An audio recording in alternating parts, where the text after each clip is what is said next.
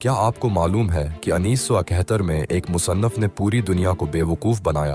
Clifford Arong ने make गरा हल पब्लिशर्स को बताया कि वो हार्वर्ड ह्यूज़ की स्वानह उम्री लिख रहा है।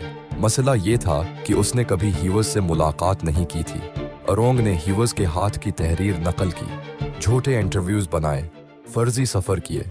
पब्लिशर्स ने $7.5 लाख एडवांस दिया। अरोंग ने ये पैसे स्विट्ज़रलैंड में हीलगा ह्यूज़ के नाम से जमा कराए।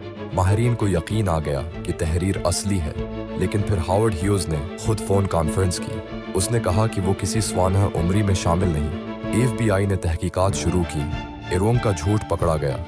उसे 17 माह कैद की सज़ा मिली। ये अदबी तारीख का सबसे बड़ा फ्राड था।